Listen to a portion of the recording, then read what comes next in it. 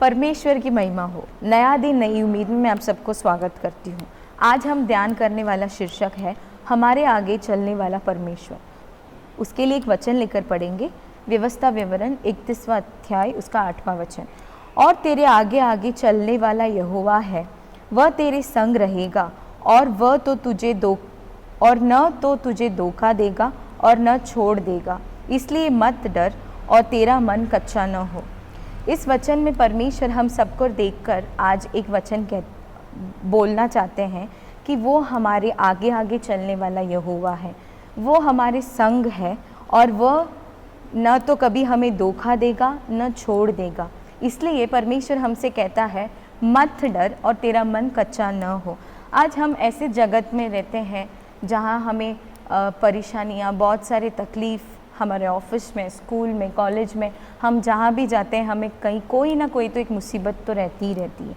तो हम क्या करते हैं, हम बहुत सारे समय में ऐसे होते हैं कि मेरे लिए सहायता करने वाला कौन है, मुझे कौन अगुवाई दे सकता है, मुझे कौन इस रास्ते से बचा सकता है, मुझे कोई अच्छे तरीके से कैसे चला सकता है। ऐसे हम बहुत बार तकलीफ़ में आ जाते हैं। तो परमेश्वर आज हमें देख के कहता है कि मैं तेरे संग संग चलूँगा, मैं तेरे हर कार्य में मैं तेरे साथ रहूँगा और तुझे कभी धोखा न दूँगा और ना तुझे छोड़ दूँगा। यदि हम मनुष्य पे भरोसा करते हैं या फिर कोई चीज़ उनसे मांगते या कहते हैं, उनसे कहते कि आप मेरे साथ रहो, ये कार्य में मेरी मदद करो, वो हाँ तो कहते हैं, बट जब सिचुएशन कुछ वर्स्ट हो जाता है या फिर सिचुएशन गलत हो जाता है तो वो अपने आप को बचाने के लिए क्या करते हैं, हमें छोड़कर चला जाते हैं। इस अध्याय में अगर आप पहले वचन से ही देखेंगे तो मूसा को देखकर परमेश्वर कहता है तू यरदान नदी को पार नहीं करेगा, मैं तुझे उठा लूँगा। क्योंकि मूसा भी 120 वर्ष के हो जाते हैं तो उनके बाद योशू को परमेश्वर क्या करने वाला रहता है, उनके लिए एक सेवक के नाई, उनके लिए एक चरवा के नाई बनाने वाला है। पर ये मूसा को अगर आप उसके यात्रा को अगर हम देखेंगे तो मूसा क्या करते हैं, परमेश्वर का मुंह बनकर, परमेश्वर का आवाज़ बनकर वो लोगों से बात करते हैं। परमेश्वर के सम्मुख में बाट झोंककर उन परमेश्वर से जो भी वचन आता है, जो भी परमेश्वर लोगों के साथ, इजरायली लोगों के साथ बात करना चाहते हैं, वो सारे वचनों को वो लोगों ने, इजरायली लोगों ने सिर्फ मूसा के ओर से ही सुना है।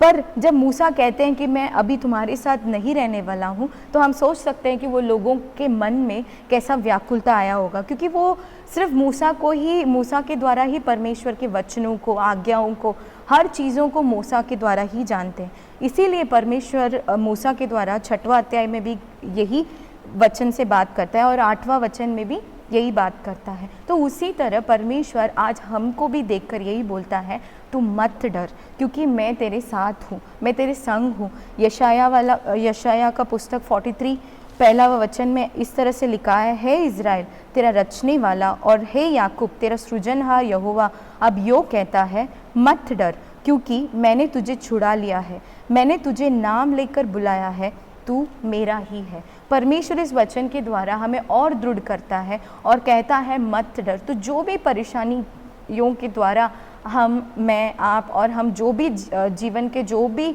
परिस्थिति के द्वारा गुजर रहे हैं, वो कठिनाई एकदम ऐसा हो सकता है, कभी कभी आपको लगता होगा कि ये मुझसे सहन नहीं हो रहा, फिर भी परमेश्वर आपको सहन करने का शक्ति और आपको धैर्य और आपको हिम्मत देगा ताकि आप उस परिस्थिति से बाहर निकल के आए। परमेश्वर निश्चय आपके जीवनों में क्या करेगा, हर एक परिस्थिति, जो भी परेशानी है, उसे बाहर निकलने में आपको मदद करेगा। मैं विश्वास करती हूँ कि ये वचनों के द्वारा परमेश्वर आपको आशीष करेगा। आइए हम प्रार्थना करेंगे।